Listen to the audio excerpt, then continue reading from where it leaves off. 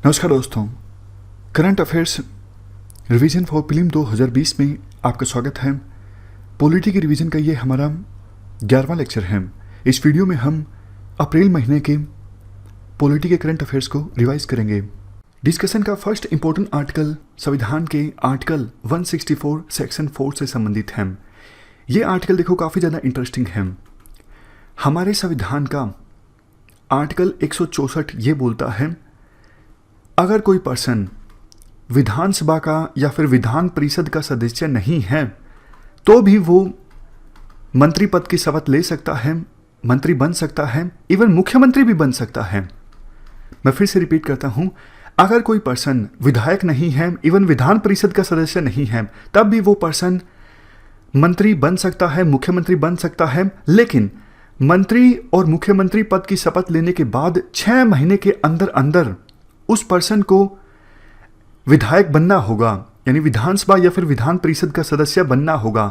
अगर वो 6 महीने के अंदर अंदर सदस्य नहीं बनता है विधानसभा का या फिर विधान परिषद का, तो फिर उसे इस्तीफा देना पड़ता है मंत्री पद से। ये प्रोविजन है हमारे संविधान के आर्टिकल 164 में। अब हुआ क्या, उद्धव ठाकरे इन्होंने मंत्री पद की शपथ ली 28 नवंबर 2019 को। तो आर्टिकल 164 के अनुसार 6 महीने के अंदर अंदर इनको विधायक बनना था, यानी 24 मई से पहले पहले।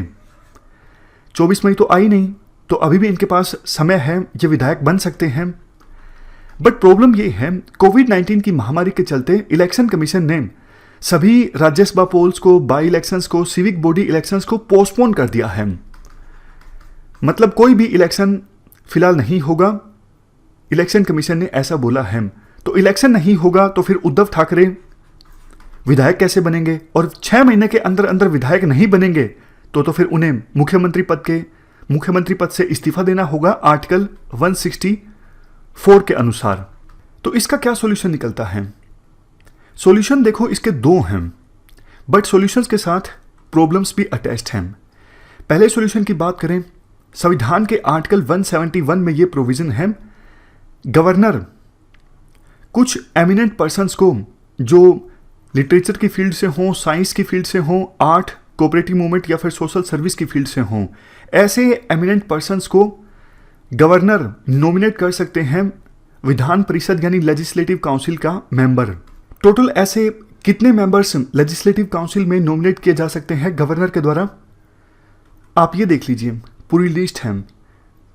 लेजिस्लेटिव काउंसिल में देखो 1/3 जो मेंबर्स हैं वो तो इलेक्ट किए जाते हैं लोकल बॉडीज़ के द्वारा, 1/3 इलेक्ट किए जाते हैं स्टेट लेजिस्लेटिव असेंबली के मेंबर्स के द्वारा, 1/6 नॉमिनेट किए जाते हैं गवर्नर के द्वारा, 1/12 चुने जाते हैं टीचर्स के द्वारा और 1/12 चुने जाते हैं ग्रेजुएट्स के द्वारा। तो इस प्रकार से विधान परिषद के मेंबर्स का चुनाव होता है। खैर हमारा इशू अभी फिलहाल अलग है। ये एक सॉल्यूशन हो सकता है कि गवर्नर जो हैं वो उद्धव ठाकरे को सोशल सर्विस फील्ड से नॉमिनेट कर दें लेजिस्लेटिव काउंसिल का मेंबर। तो इससे उद्धव ठाकरे का काम चल जाएगा, वो मुख्यमंत्री पद पर बने रहेंगे। बट देखो क्वेश्चन ये उठता है, क्या कोई सीट वैकेंट है? गवर्नर तो तभी नॉमिनेट कर सकेंगे ना उद्धव ठाकरे को सोशल सर्विस की फील्ड से, अगर कोई सीट वैकेंट होगी। इसका आंसर है यस। अभी फिलहाल 2 सीट्स वैकेंट हैं। बट देखो प्रॉब्लम खत्म नहीं हुई है, अब फिर से नई प्रॉब्लम आ गई। 2 सीट तो वैकेंट है, but representation of people act 1951 का सेक्शन 151 ये बोलता है, लेजिस्लेटिव काउंसिल में वैकेंट सीट पर किसी का इलेक्शन या फिर नॉमिनेशन उस कंडीशन में नहीं हो सकता अगर जिस मेंबर की वजह से सीट खाली हुई है उसका कार्यकाल 1 साल से कम का बचा हो। मैं आपको एग्जाम्पल बताता हूं, सिंपली ये चीज समझ में आ जाएगी। 1 सेकेंड आप रुकिए। मान लीजिए कोई मेंबर था ABC, वो मेंबर था विधान परिषद का और उस मेंबर का कार्यकाल खत्म होना था 25 जून 2020 को, लेकिन उस मेंबर ने पहले ही इस्तीफा दे दिया। मान लीजिए 25 जनवरी 2020 को इस्तीफा दे दिया, तो कितना कार्यकाल बाकी था? कार्यकाल बाकी था 4-5 महीने का। तो अपने कार्यकाल को कंप्लीट होने से 4 या 5 महीने पहले ही उस मेंबर ने इस्तीफा दे दिया था। तो ऐसी कंडीशन में इलेक्शन नहीं होगा। फिर से अगर 1 साल का 1 साल से ज्यादा का कार्यकाल बचा होता ना, तभी इलेक्शन होता। तो जिन 2 मेंबर्स ने इस्तीफा दिया है, जिन 2 मेंबर्स की वजह से सीट खाली हुई हैं, उनका कार्यकाल देखो 1 साल से कम का बाकी है। तो ऐसी कंडीशन में उन सीट्स पर इलेक्शन नहीं हो सकता। यह कहता है रिप्रेजेंटेशन ऑफ पीपल एक्ट 1951 का सेक्शन 151A। तो पहला सॉल्यूशन तो काम नहीं करता उद्धव ठाकरे के लिए। बात करते हैं दूसरे सॉल्यूशन की। दूसरा सॉल्यूशन यह है कि उद्धव ठाकरे इस्तीफा दे दें मुख्यमंत्री पद से। फिर से 3 पार्टियों ने जो सरकार बना के रखी है महाराष्ट्र में, कांग्रेस, एनसीपी, शिवसेना, तीनों पार्टीज के जो एमएलए हैं, फिर से उद्धव ठाकरे को अपना लीडर चुन ले। फिर से गवर्नर को ये सारे एमएलएज अपना समर्थन पत्र दे दें और उद्धव ठाकरे एक इस्तीफा देकर एक बार फिर से नए सपोर्ट के साथ मुख्यमंत्री पद की शपथ लें। फिर से उन्हें 6 महीने मिल जाएंगे। ऐसा देखो पहले हो भी चुका है। कांग्रेस के तेज प्रकाश सिंह ये 1995 में एज ए मिनिस्टर अपॉइंट किए गए थे। तो कायदे के अनुसार आर्टिकल 164 के अंडर इन्हें 6 महीने के अंदर अंदर विधायक बनना था। ये नहीं बने, इन्होंने इस्तीफा दे दिया गवर्नर को, लेकिन एक बार फिर से इनको मिनिस्टर अपॉइंट कर दिया। तो मामला पहुंचा सुप्रीम कोर्ट में। सुप्रीम कोर्ट ने 2001 में बोला भैया ऐसे नहीं हो सकता, ये तो अनडेमोक्रेटिक है, इनवैलिड है, अनकॉन्स्टिट्यूशनल है। हमारे संविधान निर्माताओं ने आर्टिकल 164 ऐड किया तो कोई सोच समझ के ही किया था ना। अगर आपको 5 साल का कार्यकाल ऐसे ही बिताना है कि हाँ 6 महीने तक आप इलेक्ट नहीं हुए, आपने इस्तीफा दे दिया, लेकिन फिर से आपको अपॉइंट कर दिया, 6 महीने पूरे हो गए, फिर से इस्तीफा दे दिया, फिर से अपॉइंट हो गए, तो फिर तो आर्टिकल 164 का कोई मतलब ही नहीं बनता। तो सुप्रीम कोर्ट ने इस पर कड़ा ऐतराज जताया था, ये अनडेमोक्रेटिक है, इनवैलिड है, अनकॉन्स्टिट्यूशनल है। तो उद्धव ठाकरे भी अगर ऐसा करते हैं, इस्तीफा देते हैं और फिर से सपोर्ट प्रोवाइड करके मुख्यमंत्री पद की शपथ लेते हैं, तो ये सुप्रीम कोर्ट की इस जजमेंट के खिलाफ होगा। सुप्रीम कोर्ट फिर से कड़ी आपत्ति दर्ज करवा सकती है। अब हमारा लास्ट जो आर्टिकल है ये करुणा इनिशिएटिव के बारे में है। करुणा का पूरा नाम है civil services associations reach to support in natural disasters. वो एसोसिएशंस जो सेंट्रल सिविल सर्विसेज को रिप्रेजेंट करती हैं, जैसे आईएएस, आईपीएस। वैसे ये आईएएस, आईपीएस तो ऑल इंडिया सर्विसेज हैं, लेकिन इनकी एसोसिएशन भी शामिल है इस इनिशिएटिव में। बाकी देखो बहुत सारी सेंट्रल सिविल सर्विसेज हैं, जैसे आईआरएस हैं, आईआरटीएस हैं, ट्रेड सर्विस हैं। ये बहुत सारी जो सेंट्रल सिविल सर्विसेज हैं उनकी एसोसिएशंस शामिल हैं इस करुणा इनिशिएटिव में। करुणा इनिशिएटिव में देखो एक कोलैबोरेटिव प्लेटफॉर्म लॉन्च किया गया है सिविल सर्वेंट्स के द्वारा। कोलैबोरेटिव इसलिए क्योंकि सिविल सर्वेंट्स के अलावा दूसरे लोगों का भी कोलैबोरेशन है इस इनिशिएटिव में, इस प्लेटफॉर्म में, जैसे इंडस्ट्री के leaders, NGO professionals, IT professionals और काफ़ी सारे दूसरे लोग भी। इस इनिशिएटिव में स्पेसिफिकली बात करें तो क्या होगा, सिविल सर्वेंट्स अपने नेटवर्क का इस्तेमाल करेंगे। सिविल सर्वेंट्स देखो ग्राउंड पे टच में रहते हैं, खास करके जो डीएम हैं, एसपी हैं, वो ग्राउंड रियलिटी से वाकिफ होते हैं, उनका नेटवर्क स्ट्रॉन्ग होता है। तो वो अपने नेटवर्क का इस्तेमाल करेंगे एक जगह पर जरूरी इंफॉर्मेशन को कलेक्ट करने के लिए, डेटाबेस को इकट्ठा करने के लिए। जैसे देखो माइग्रेशन संबंधी डेटा है, एसेंशियल सप्लाई संबंधी डेटा है, मेडिकल इक्विपमेंट संबंधी डेटा है, फॉर एग्जांपल मास्क, वेंटिलेटर्स, अभी हमने डिस्कस किया पर्सनल प्रोटेक्टिव इक्विपमेंट के बारे में। तो ये सारा डेटा अगर देखो एक जगह पे इकट्ठा होगा तो आसानी से मॉनिटर किया जा सकेगा कि कहाँ पे कौन सी जगह पे इनमें से मास्क की कमी है या फिर वेंटिलेटर की कमी है, माइग्रेशन कहाँ पे ज़्यादा हुआ है, कहाँ पे कम है, कहाँ पे माइग्रेंट्स को प्रॉब्लम आ रही हैं, एसेंशियल सप्लाईज कहाँ पे कम है। सारी चीज़ें हमें पता लग जाएंगी अगर डेटा एक जगह पे होगा। तो डेटा एक जगह पे इकट्ठा किया जाएगा और इसी के लिए प्लेटफॉर्म लॉन्च किया गया है और इसके लिए सिविल सर्वेंट्स अपने नेटवर्क का इस्तेमाल करेंगे। समझ गए? फायदा देखो ये होगा, अगर एक जगह पे डेटा इकट्ठा होगा तो गवर्नमेंट और बेहतर ढंग से मॉनिटर कर सकेगी कि कौन से एरिया में महामारी ज़्यादा फैली है, कौन से एरिया में कम फैली है, कौन से एरिया में ज़्यादा दिक्कत आ रही है लोगों को। डिस्ट्रिक्ट वाइज अप्रोच सरकार के द्वारा अपनाई जा सकेगी और बेहतर ढंग से। तो ये हमने पूरा आर्टिकल डिस्कस किया करुणा इनिशिएटिव के बारे में। हमारी आज की इस डिस्कशन में इतना ही है। आज 4 ही आर्टिकल्स इंपॉर्टेंट थे। सबसे पहले हमने डिस्कस किया पर्सनल प्रोटेक्टिव इक्विपमेंट के बारे में।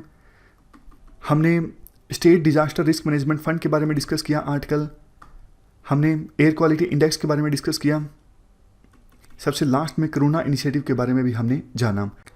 अगला आर्टिकल सिविल डिफेंस वॉलंटियर्स से संबंधित है। क्या कंटेक्स्ट है? देखो, 50,000 सिविल डिफेंस वॉलंटियर्स जो हैं वो लोकल एडमिनिस्ट्रेशन के साथ कंधे से कंधा मिला के काम कर रही हैं ताकि इफेक्टिवली कोविड-19 की महामारी से निपटा जा सके। लोकल प्रशासन को देखो बहुत सारा काम करना होता है, जैसे सस्पेक्टेड केसेस की सर्विलेंस करना, जिन पर शक है उनकी सर्विलेंस करना, कहीं वो क्वारंटीन को इग्नोर तो नहीं कर रही हैं, और जिन्हें घर पर क्वारंटीन करने के लिए बोला गया है उनको भी ट्रैक करना, उनकी सर्विलेंस करना। इस प्रकार के बहुत सारे काम, बहुत सारी चीज़ें परफॉर्म करनी होती है लोकल एडमिनिस्ट्रेशन को। लेकिन लोकल एडमिनिस्ट्रेशन के पास इतनी स्ट्रेंथ नहीं होती वो इन सब कामों को सही ढंग से पूरा कर सके, तो मदद की जाती है इन सिविल डिफेंस वॉलंटियर्स की इस काम को करने में। तो सिविल डिफेंस वॉलंटियर्स को अभी डिप्लॉय किया गया है सभी स्टेट्स में और यूटीज में, लद्दाख, दमन एंड दीव एंड पुडुचेरी को छोड़कर। ये कुछ स्टेट्स के नाम हैं जहां पर बहुत ही अच्छी सर्विसेज प्रोवाइड की जा रही हैं सिविल डिफेंस वॉलंटियर्स के द्वारा। देखो, ये जो वॉलंटियर्स होते हैं इनको डिप्लॉय किया जाता है डिस्ट्रिक्ट मजिस्ट्रेट की कमांड के आधार पर, मतलब डिस्ट्रिक्ट मजिस्ट्रेट आदेश देते हैं और डीएम के आदेश के बाद इन सिविल डिफेंस वॉलंटियर्स को पर्टिकुलर काम के लिए पर्टिकुलर जगह पर डिप्लॉय किया जाता है लोकल एडमिनिस्ट्रेशन की मदद करने के लिए। ये ऑपरेट करते हैं सिविल डिफेंस एक्ट के अंतर्गत। इस एक्ट को अमेंड किया गया था 2009 में, नोटिफिकेशन इशू की गई 2010 में, चेंज ये किया गया था डिजास्टर मैनेजमेंट के लिए भी इन सिविल डिफेंस वॉलंटियर्स को डिप्लॉय किया जा सकता है। ये प्रोविजन किया गया था 2009 की अमेंडमेंट में। प्राइमरीली देखो, ये जो सिविल डिफेंस वॉलंटियर्स हैं ये वॉलंटरी बेसिस पे काम करते हैं, सैलरी नहीं लेते हैं, पैसा नहीं लेते हैं। लेकिन कुछ जो कोर स्टाफ होता है जो इनको मैनेज करता है, इनको ट्रेन करता है, उनके द्वारा कुछ सैलरी, कुछ पैसे लिए जाते हैं काम करने के लिए। वैसे तो सिविल डिफेंस एक्ट जो है ये सेंट्रल गवर्नमेंट का एक्ट है, पार्लियामेंट से इसे बनाया गया था, बट ये जो एक्ट है स्टेट गवर्नमेंट को इंपावर करता है कि आप सिविल डिफेंस वॉलंटियर्स की जो कोप्स हैं वो उसे रेज कर सकते हो लोकल एडमिनिस्ट्रेशन की रिक्वायरमेंट के हिसाब से। एलिजिबल कौन है सिविल डिफेंस वॉलंटियर बनने के लिए? भारत का नागरिक होना चाहिए या फिर सिक्किम, भूटान, नेपाल इनका नागरिक होना चाहिए। सिक्किम अलग से इसलिए लिखा गया है क्योंकि सिक्किम बाद में इंटीग्रेट हुआ था इंडिया के साथ। 18 साल की उम्र होनी चाहिए, लेकिन इसे चेंज भी किया जा सकता है, मतलब 3 साल की रिलैक्सेशन दी जा सकती है डीएम के द्वारा, कॉम्पिटेंट अथॉरिटी के द्वारा। पर्टिकुलर कोई काम करवाना हो जिसमें ज़्यादा उम्र की आवश्यकता नहीं हो तो रिलैक्सेशन दी जा सकती है। प्राइमरी स्टैंडर्ड पास किया होना चाहिए, या फिर मतलब आप कह सकते हो चौथी क्लास कम से कम पास होना चाहिए, तब जाके वो सिविल डिफेंस वॉलंटियर बन सकता है। लेकिन इस क्राइटेरिया में भी डिस्क्रिशन के आधार पर थोड़ी रिलैक्सेशन दी जा सकती है। मैन और वुमेन दोनों एलिजिबल हैं सिविल डिफेंस वॉलंटियर बनने के लिए। चलते हैं आगे। Next article civil services day के बारे में है। क्या कंटेस्ट है? हर साल देखो 21 अप्रैल का दिन सिविल सर्विसेज डे के रूप में ऑब्जर्व किया जाता है। अभी फिलहाल कंटेस्ट ये है, प्रधानमंत्री ने इस मौके पर सिविल सर्वेंट्स और उनकी फैमिलीज को शुभकामनाएं दी। सरदार पटेल को भी श्रद्धांजलि अर्पित की गई प्रधानमंत्री मोदी के द्वारा। क्वेश्चन देखो ये उठता है कि आखिरकार 21 अप्रैल का ही दिन सिविल सर्विसेज डे के रूप में क्यों ऑब्जर्व किया जाता है? इसका आंसर ये है, देखो आज़ादी के बाद सिविल सर्विसेज में जिनका चयन हुआ था उनकी ट्रेनिंग स्टार्ट हुई और फर्स्ट बैच जो था प्रोबेशनर्स का, उनको संबोधित किया था सरदार पटेल ने। All India administrative services training school, ये कहाँ पर है? ये मेटकफे हाउस में था। अब तो पता नहीं ये मेटकफे हाउस का नाम चेंज कर दिया गया होगा, लेकिन हाँ, मेटकफे हाउस में all India administrative service training school था उस समय, और वहाँ पर प्रोबेशनर्स का जो फर्स्ट बैच था उसको संबोधित किया था सरदार पटेल ने 21 अप्रैल के दिन, और कहा था अपनी स्पीच में कि सिविल सर्वेंट्स जो हैं वो इंडिया का स्टील फ्रेम हैं। तब से लेकर अभी तक 21 अप्रैल का दिन सिविल सर्विसेज डे के रूप में ऑब्जर्व किया जाता है। मकसद ये होता है इस दिन को ऑब्जर्व करने का, सिविल सर्वेंट से आह्वान करना कि आप सिटीजन्स के लिए अपने आप को फिर से रीडेडिकेट कीजिए और पब्लिक सर्विस के लिए आपकी जो कमिटमेंट है इसे आप भूलिए मत, नहीं, इसे आप रिन्यू कीजिए। तो ये हमने आर्टिकल डिस्कस किया सिविल सर्विसेज डे के बारे में। चलते हैं आगे। नेक्स्ट आर्टिकल दरबार मूव से संबंधित है। क्या होता है ये दरबार मूव? देखो, आपको इस चीज़ का पता है, जम्मू एंड कश्मीर में 2 कैपिटल्स हैं। गर्मियों में जम्मू एंड कश्मीर की कैपिटल होती है श्रीनगर और सर्दियों में जम्मू एंड कश्मीर की कैपिटल होती है जम्मू। अगर बिल्कुल स्पेसिफिकली हम बात करें, मई से लेकर अक्टूबर के बीच जम्मू एंड कश्मीर का जो सेक्रेटरीट होता है वो श्रीनगर में होता है, और नवंबर से लेकर अप्रैल के बीच जम्मू एंड कश्मीर का जो सेक्रेटरीट होता है वो जम्मू में होता है। जरूरी कागजात जो हैं वो शिफ्ट किए जाते हैं समय के हिसाब से, जम्मू से श्रीनगर में और श्रीनगर से जम्मू में। समझ गए? जैसे अप्रैल अब ख़त्म होने वाला है, तो मतलब आने वाले 6 महीनों के लिए कैपिटल जो होगी कायदे के अनुसार श्रीनगर होनी चाहिए, तो ज़रूरी जो कागजात हैं वो शिफ्ट हो जाएंगे जम्मू से श्रीनगर में। ये देखो, पिछले ऑलमोस्ट 144 ईयर से होता आया है। ये जो प्रथा है स्टार्ट हुई थी 1872 में, स्टार्ट की गई थी ये प्रैक्टिस डोगरा किंग महाराजा रणवीर सिंह के द्वारा। देखो, ये इसलिए होता है क्योंकि सर्दियों में श्रीनगर का जो वेदर है वो अनबियरेबल हो जाता है, बहुत ज़्यादा ठंड हो जाती है, तो ऐसी कंडीशंस में काम करना थोड़ा सा डिफ़िकल्ट रहता है। तो इसीलिए सर्दियों में कैपिटल शिफ्ट हो जाती है श्रीनगर से जम्मू में, और गर्मियों में जम्मू में बहुत ज़्यादा गर्मी हो जाती है, तो इसीलिए जम्मू से श्रीनगर में सेक्रेटरीट शिफ्ट हो जाता है श्रीनगर में। लेकिन अभी कंटेक्स्ट ये है कि 144 ईयर्स में ये पहली बार होगा कि इस बार जम्मू एंड कश्मीर में सेक्रेटरीट शिफ्ट नहीं होगा। अब देखो, लॉकडाउन ख़त्म हो जाए उसके बाद फिर से निर्णय लिया जाए कि हाँ अब सब कुछ सामान्य हो गया है, अब सेक्रेटरीट शिफ्ट किया जा सकता है, वो अलग बात है। लेकिन 2-3 महीने भी ज़्यादा हो जाते हैं, तो फिर बाकी बचे हुए 2-3 महीने के लिए शिफ्ट करके भी क्या करेंगे। लेकिन कंटेक्स्ट यही है, ये जो दरबार मूव होता है, जम्मू से सेक्रेटरीट शिफ्ट होता है श्रीनगर में और श्रीनगर से वापस शिफ्ट होता है जम्मू में समय के अनुसार, इस चीज़ को कहते हैं दरबार मूव। और इस बार ये दरबार मूव नहीं कंडक्ट होगा, फिलहाल के लिए इसे रोक दिया गया है कोविड-19 महामारी को देखते हुए। चलते हैं आगे। नेक्स्ट आर्टिकल डोमिसाइल के बारे में है। कंटेक्स्ट देखो ये है, जम्मू एंड कश्मीर के स्पेशल स्टेटस को रिवोक करने के बाद अभी सेंट्रल गवर्नमेंट के द्वारा नए रूल्स डिफाइन किए गए हैं कि किसके पास Jammu and Kashmir union territory का डोमिसाइल हो सकता है। देखो, डोमिसाइल का सिंपल मतलब है कि आपके पास किसी जगह पर परमानेंट रेजिडेंट होने का लॉफुल एविडेंस। मतलब अगर आपके पास महाराष्ट्र का डोमिसाइल है तो इसका मतलब ये एक लॉफुल एविडेंस है कि आप महाराष्ट्र के परमानेंट रेजिडेंट हो, परमानेंटली आप महाराष्ट्र में रहते हो। तो अब बात करें नए रूल्स के अकॉर्डिंग जम्मू एंड कश्मीर में डोमिसाइल किसके पास हो सकता है।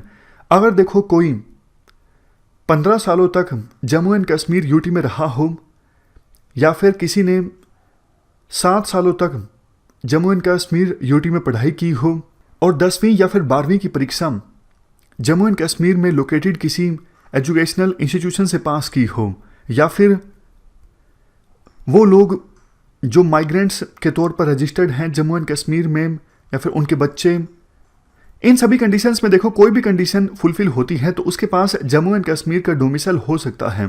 तो ये काफ़ी सारी कंडीशंस दी हुई हैं, इनमें से सिर्फ एक कंडीशन का फुलफिल होना जरूरी है। नेक्स्ट है central government officials, all India services officials, officials of public sector undertakings, autonomous body of central government, public sector banks, official of statutory bodies, officials of central universities, recognised research institutes of central governments. ये सब लोग अगर इन्होंने 10 साल तक Jammu and Kashmir में सर्व किया है तो इनके बच्चे जम्मू एंड कश्मीर का डोमिसाइल के लिए अप्लाई कर सकते हैं। नेक्स्ट प्रोविजन, अगर देखो कोई पर्सन जम्मू एंड कश्मीर का परमानेंट रेजिडेंट है, डोमिसाइल है, और उस पर्सन के बच्चे जो बाहर रहते हैं जॉब के सिलसिले में या फिर बिजनेस के सिलसिले में, वो भी एलिजिबल हैं जम्मू एंड कश्मीर के डोमिसाइल के लिए। ऑर्डर देखो इंपावर करता है तहसीलदार्स को डोमिसाइल सर्टिफिकेट इशू करने के लिए, और गवर्नमेंट को इंपावर किया गया है वो किसी दूसरे ऑफिसर को भी नोटिफाई कर सकते हैं as a competent authority certificate को इशू करने के लिए। देखो पहले तो जम्मू एंड कश्मीर को स्पेशल स्टेटस मिला हुआ था, तो दूसरे राज्यों के लोग जम्मू एंड कश्मीर में जॉब्स के लिए अप्लाई नहीं कर सकते थे। अभी सिर्फ लेवल 4 की जो जॉब्स हैं वो रिजर्व रखी गई हैं उन लोगों के लिए जिनके पास जम्मू एंड कश्मीर का डोमिसाइल है। इसके अलावा दूसरी गेस्टेड और नॉन गेस्टेड जो जॉब्स हैं उनके लिए दूसरे राज्यों के जो लोग हैं वो अप्लाई कर सकते हैं। आर्टिकल है आई-गोट पोर्टल के बारे में। ये पोर्टल देखो लॉन्च किया गया है department of personal and training के द्वारा। इस पोर्टल की सहायता से देखो फ्रंटलाइन पर जो वर्कर्स काम कर रहे हैं कोविड-19 की महामारी से निपटने के लिए, उनको ट्रेनिंग प्रोवाइड की जाती है। जैसे देखो doctors, nurses, paramedics, hygiene workers, technician, auxiliary nursing, midwifes, central and state government officers, civil defence officials, ये सारे जो भी फ्रंट लाइन पर काम कर रहे वर्कर्स हैं उनके लिए ट्रेनिंग मटेरियल उपलब्ध करवाया गया है इस आई-गोट पोर्टल पर, ताकि फ्रंट लाइन पर काम कर रहे वर्कर्स की कैपेसिटी बिल्डिंग की जा सके, उनको और ज़्यादा सक्षम बनाया जा सके। सॉरी, ये सारे कोर्सेज मौजूद हैं इस आई-गोट पोर्टल पर। कोविड-19 के basics, ICU care and ventilation management, ICU में किस प्रकार की केयर होनी चाहिए, वेंटिलेशन का मैनेजमेंट कैसे हो, clinical management, infection prevention through personal protective equipment, infection control and prevention, quarantine and isolation, laboratory sample collection and testing, management of कोविड-19 केसेज, और सबसे लास्ट में कोविड-19 ट्रेनिंग। ये सारा ट्रेनिंग मटेरियल जो है वो मौजूद है आई-गोट पोर्टल पर इन सभी लोगों के लिए जो फ्रंट लाइन पर काम कर रहे हैं कोविड-19 महामारी से निपटने के लिए। और ये जो इनिशिएटिव लॉन्च किया गया है ये देखो दिशा पोर्टल के अंतर्गत किया गया है। दिशा पोर्टल जो है ये एचआरडी मिनिस्ट्री का पोर्टल है, मतलब इस मिनिस्ट्री ने डेवलप किया है। मकसद है टीचर्स को ट्रेनिंग प्रोवाइड करना, टीचर्स को और ज़्यादा सक्षम बनाना, डिजिटल एजुकेशन प्रोवाइड करने के लिए। टैगलाइन जो है दीक्षा पोर्टल की वो है national digital infrastructure for our teachers and our teacher. Significance, teachers देखो इस पोर्टल पर जाकर, दीक्षा पोर्टल पर जाकर सीख सकते हैं, ट्रेनिंग हासिल कर सकते हैं जो सोर्सेज मौजूद हैं इस पोर्टल पर उनकी सहायता से। इससे टीचर्स की जो टीचिंग स्किल्स हैं वो बूस्ट होती हैं और वो अपनी स्किल्स एंड नॉलेज की सहायता से खुद की प्रोफाइल क्रिएट कर सकते हैं। तो ये हमने बात की दीक्षा पोर्टल की भी, जिसके अंतर्गत ये आई-गोट पोर्टल लॉन्च किया गया है। नेक्स्ट आर्टिकल, लॉकडाउन के दौरान अथॉरिटीज़ के द्वारा कौन कौन से लॉज को इन्वोक किया जाता है लॉकडाउन को इम्प्लीमेंट करने के लिए, इससे संबंधित है। सबसे पहले सेक्शन 188 आईपीसी। अगर देखो कोई पर्सन पब्लिक सर्वेंट के ऑर्डर्स को डिसओबे करता है, मतलब पब्लिक सर्वेंट ने कोई ऑर्डर पास किया है लेकिन कोई पर्सन उस ऑर्डर को मानने से इनकार कर देता है, तो ऐसी सिचुएशन में उस पर्सन पर कार्रवाई की जा सकती है एपिडेमिक डिजीज एक्ट के तहत, और मुकदमा दर्ज किया जा सकता है सेक्शन 188 के तहत। तो उस पर्सन को दोषी करार दिए जाने पर 1 से लेके 6 महीने की जेल हो सकती है। इसके बाद बात करते हैं डिजास्टर मैनेजमेंट एक्ट 2005 का सेक्शन 51। इस सेक्शन के तहत देखो 2 प्रकार के ऑफेंसेस के लिए पनिशमेंट दी जा सकती है। पहला ऑफेंस, मान लीजिए डिजास्टर मैनेजमेंट अथॉरिटी ने कोई ड्यूटी दी है किसी ऑफिसर को, सरकारी कर्मचारी को या फिर किसी दूसरे पर्सन को।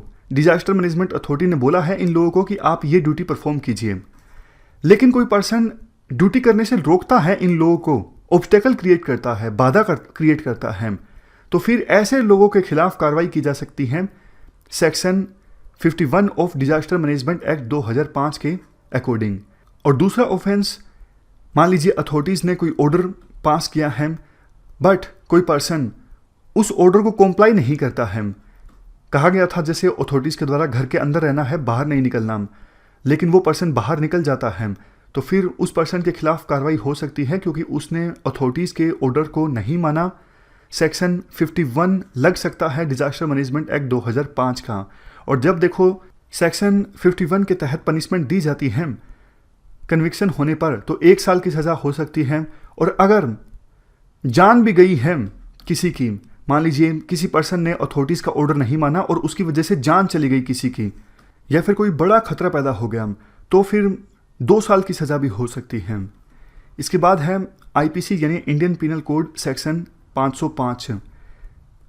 अगर देखो कोई पर्सन गलत चीज़ सर्कुलेट कर देता है जिससे अफवाह फैल जाती है और डर पैदा हो जाता है सोसाइटी में, तो उस पर्सन को 3 साल की सज़ा और फाइन हो सकता है सेक्शन 105 आईपीसी के अकॉर्डिंग। समझ गए? मान लीजिए किसी पर्सन ने कुछ झूठी अफवाह फैला दी और इससे सोसाइटी में बहुत ज़्यादा डर पैदा हो गया। किसी ने बोल दिया कि कोविड-19 के केस जो हैं 1 लाख है, सरकार छुपा रही है, इससे सोसाइटी में डर पैदा हो गया, तो उस पर्सन के खिलाफ कार्रवाई की जा सकती है आईपीसी सेक्शन 505 के तहत। और जब इस सेक्शन के तहत कार्रवाई होती है, पर्सन दोषी करार दिया जाता है, तो उसे 3 साल की सज़ा और फाइन हो सकता है। नेक्स्ट है डिजास्टर मैनेजमेंट एक्ट सेक्शन 54। ये देखो मिलता जुलता है आईपीसी सेक्शन 505 से। जब कोई व्यक्ति फॉल्स अलार्म सर्कुलेट करता है, झूठ बोल देता है डिजास्टर के बारे में, और या फिर डिजास्टर के मैग्नीट्यूड के बारे में, डेथ हुई है डिजास्टर की वजह से 100, लेकिन झूठी अफवाह उड़ा दी जाती है कि 1 लाख को लोगों की डेथ हो गई है, जैसे सोसाइटी में डर पैदा हो गया, तो उस पर्सन के खिलाफ कार्रवाई हो सकती है डिजास्टर मैनेजमेंट एक्ट सेक्शन 54 के अकॉर्डिंग। मैक्सिमम 1 साल की पनिशमेंट हो सकती है। सबसे लास्ट में है डिजास्टर मैनेजमेंट एक्ट का सेक्शन 52। अगर देखो डिजास्टर की सूरत में कोई पर्सन आता है और झूठी रिलीफ क्लेम करता है, जैसे आपने देखा होगा कोविड-19 की महामारी की सिचुएशन में कुछ लोग झूठे सामने आ रहे हैं कि हमारे पास राशन नहीं है, जबकि वो राशन घर में जमा कर रहे हैं। तो ऐसे लोग जो झूठा रिलीफ क्लेम करते हैं, झूठी रिलीफ मांगते हैं, तो ऐसे लोगों के खिलाफ कार्रवाई की जा सकती है सेक्शन 52 डिजास्टर मैनेजमेंट एक्ट के अकॉर्डिंग। मैक्सिमम 2 साल की सज़ा हो सकती है और फाइन हो सकता है ऐसे पर्सन के अगेंस्ट। तो ये हमने वेरियस लॉज को डिस्कस किया जिन्हें इन्वोक किया जा रहा है अथॉरिटीज़ के द्वारा लॉकडाउन के दौरान। ये थी हमारी आज की डिस्कशन। फिलहाल इस डिस्कशन में इतना ही है। इम्पोर्टेंट आर्टिकल नेशनल पंचायती राज डे के बारे में है। क्या कंटेस्ट है? 24 अप्रैल को नेशनल पंचायती राज डे था और इस मौके पर प्रधानमंत्री ने देश के विभिन्न इलाकों के सरपंचों से वीडियो कॉन्फ्रेंसिंग के थ्रू बातचीत की, चर्चा की। कोविड-19 से निपटने की आपकी क्या तैयारियां हैं, आपके द्वारा क्या क्या किया जा रहा है। देखो हर साल 24 अप्रैल का जो दिन है वो नेशनल पंचायती राज डे के रूप में ऑब्जर्व किया जाता है। ये प्रथा स्टार्ट हुई थी 2010 से। लेकिन क्वेश्चन ये उठता है आखिरकार 24 अप्रैल का ही दिन क्यों, 25 अप्रैल क्यों नहीं, या फिर 23 अप्रैल क्यों नहीं? क्योंकि देखो 24 अप्रैल 1993 के दिन 73rd constitutional amendment act 1992 force में आया था। क्या है 73rd कॉन्स्टिट्यूशनल अमेंडमेंट में? पंचायती राज से संबंधित जो प्रोविजंस हैं उनको देखो संविधान में डाल दिया गया था इस एक्ट के थ्रू, इस कॉन्स्टिट्यूशनल अमेंडमेंट के थ्रू। इससे पहले पंचायती राज से संबंधित जो प्रोविजंस हैं वो संविधान में मेंशन नहीं थे। हालांकि विभिन्न स्टेट्स ने कानून बनाया हुआ था पंचायती राज से संबंधित, लेकिन हर एक स्टेट में पंचायती राज संबंधित जो स्ट्रक्चर था वो अलग अलग था, यूनिफॉर्मिटी नहीं थी। और कुछ स्टेट्स तो बिल्कुल भी ध्यान नहीं दे रहे थे पंचायती राज पर। तो 1992 में संविधान को अमेंड किया गया और पंचायती राज से संबंधित प्रोविजंस संविधान में डिफाइन कर दिए गए हैं ताकि देश में पंचायती राज से संबंधित यूनिफॉर्मिटी आ सके।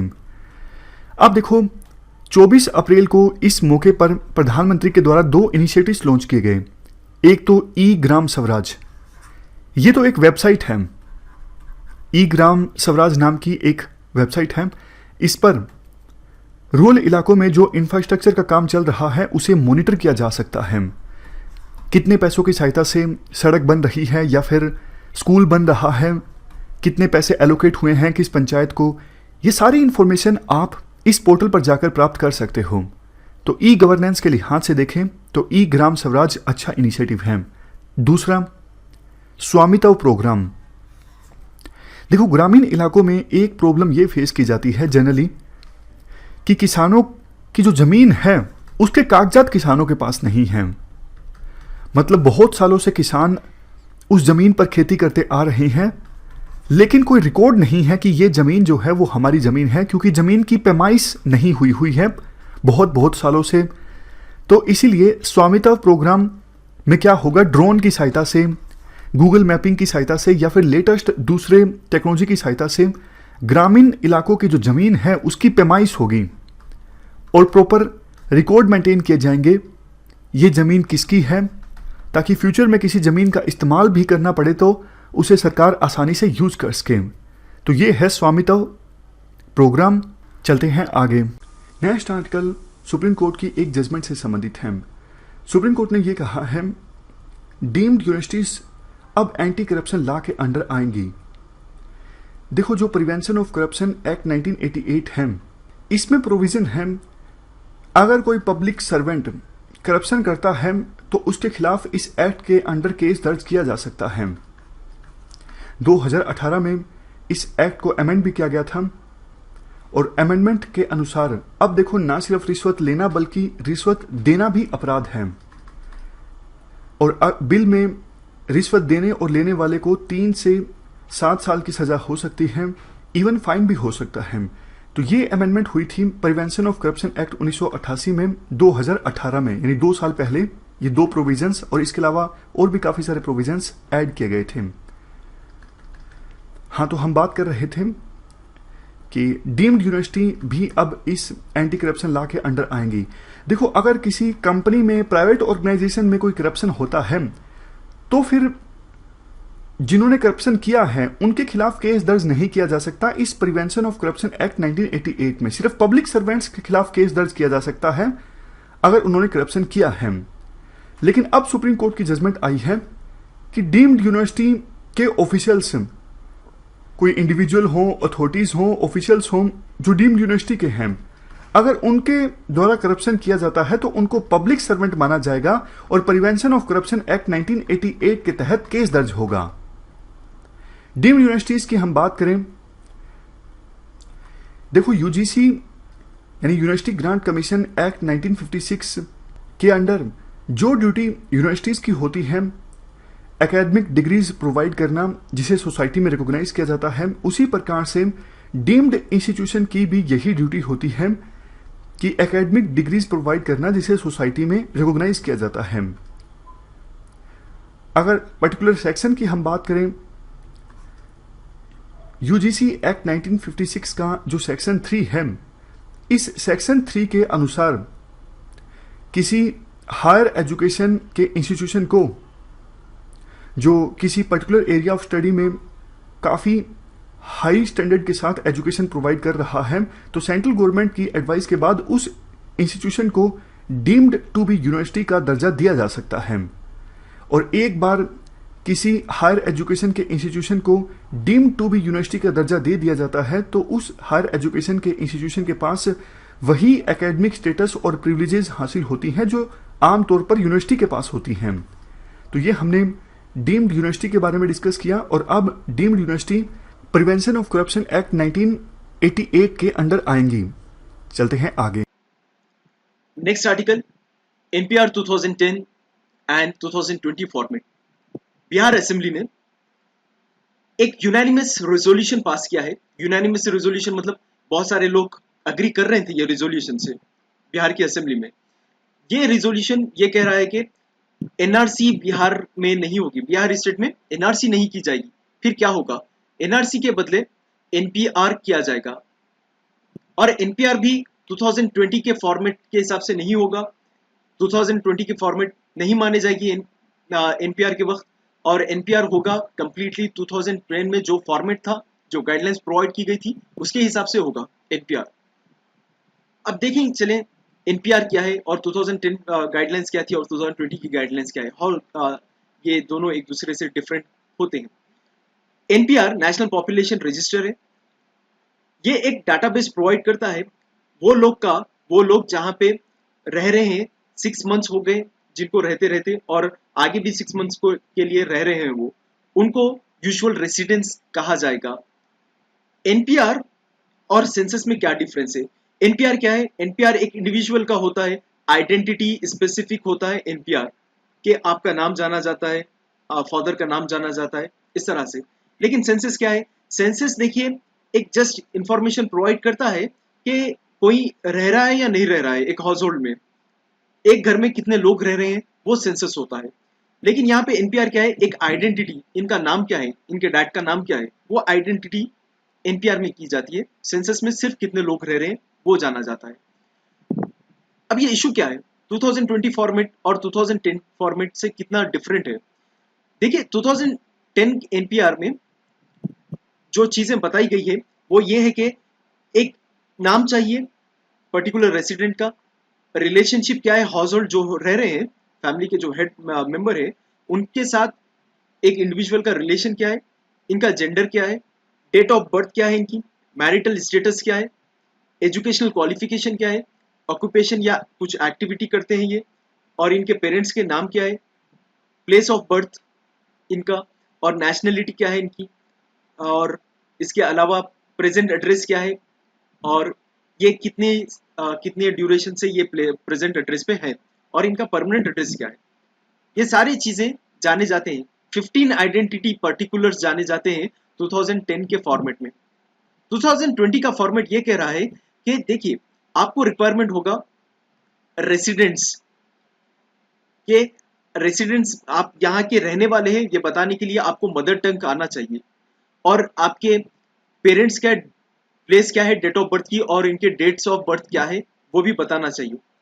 अगरचे के even though if they are not staying in the household, अगरचे कि आपके पेरेंट्स नहीं भी रह रहे हैं, कहीं और स्टेट में रह रहे हैं, तब भी आपको पेरेंट्स की प्लेस ऑफ बर्थ बताना है और डेट ऑफ बर्थ बताना है। ये डिफरेंट है इन दोनों में, एनपीआर 2010 और 2020 फॉर्मेट में। Next article, delimitation commission. ये कमीशन बनता क्यों है? देखिए डिलिमिटेशन कमीशन इसलिए बनता है, स्टेट्स देखिए इंडिया में कितने स्टेट्स है? 29 स्टेट्स है, अभी 9 यूनियन टेरिटरीज है, 9 यूनियन टेरिटरीज 29 स्टेट्स है।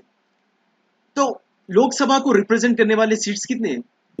अराउंड 552 है, जिसमें से 530 स्टेट्स से आती है और 20 यूनियन टेरिटरीज से आती है, 2 एंग्लो इंडियन से आती है, एंग्लो इंडियंस।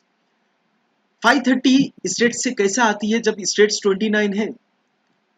क्योंकि ये इसलिए आती है क्योंकि ये हम स्टेट के आधार पे नहीं देते हैं, हम पॉपुलेशन के आधार पे देते हैं लोकसभा में सीट्स, और ये सीट्स को डिक्लेयर करने वाली बॉडी है कि एक स्टेट से उत्तर प्रदेश, ये स्टेट से इतने सीट्स होंगे, एक सीट्स होंगे। ये कौन बताता है? ये बताता है डिलिमिटेशन कमीशन, ये बताता है डिलिमिटेशन कमीशन। तो जितना बड़ा स्टेट होगा, बड़ा state in the sense population के आधार पे बता रहा हूं मैं, ऐसा भी होगा स्टेट बड़ा होगा लेकिन पॉपुलेशन कम होगी, ये भी पॉसिबिलिटी है, राजस्थान में वैसे ही है। तो पॉपुलेशन ज्यादा रहना एक स्टेट में तो उसको ज्यादा सीट्स मिलते हैं लोकसभा में, अगर पॉपुलेशन कम है तो उसको कम सीट्स मिलते हैं लोकसभा में। इसी वजह से नॉर्थ इंडिया में एक बात बोली जाती है, नॉर्थ इंडिया में ज्यादा पॉपुलेशन है इसलिए लोकसभा में उन लोगों की तादाद ज्यादा है, नॉर्थ इंडिया वालों की, ये बोला जाता है नॉर्थ इंडिया के ताल्लुक से। तो डिलिमिटेशन कमीशन हर बार होता है, इन लोगों का wave after the wave in लोगों का सेंसस होता है कि देखना है, एक बाउंड्री फिक्स करना है, एक स्टेट में कितने कॉन्स्टिट्यूएंसीज आते हैं, और ये जितने भी कॉन्स्टिट्यूएंसी है से एक स्टेट में अगर 20 कॉन्स्टिट्यूएंसी है, लगभग पूर्व में पॉपुलेशन सेम होगी, 50 यही होगी पॉपुलेशन। उस तरह से डिलिमिटेशन कमीशन अपने बाउंड्रीज तय करता है, लिमिट बनाता है, इसलिए हम इसको डिलिमिटेशन कमीशन कहते हैं। इशू क्या है? Central constituted delimitation commission, central government ने डिलिमिटेशन कमीशन को फिर से कॉन्स्टिट्यूट किया है फॉर किसके लिए? जम्मू एंड कश्मीर के लिए और 4 नॉर्थ ईस्टर्न स्टेट्स के लिए। ये कौन से? एक तो जम्मू एंड कश्मीर हो गया, और नॉर्थ ईस्टर्न स्टेट्स में आते हैं असम, सेकंड नंबर पे अरुणाचल प्रदेश, नागालैंड, मणिपुर। अब ये सबके बाउंड्रीज तय किए जाएंगे पॉपुलेशन के आधार पे ऑब्वियसली।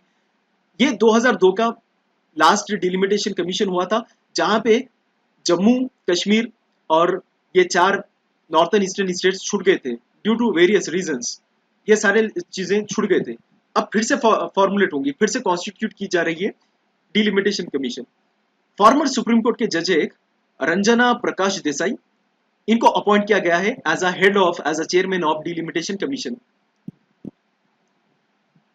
ये कमीशन अंडर सेक्शन 3 बन रहा है डिलिमिटेशन कमीशन एक्ट 2002 के तहत।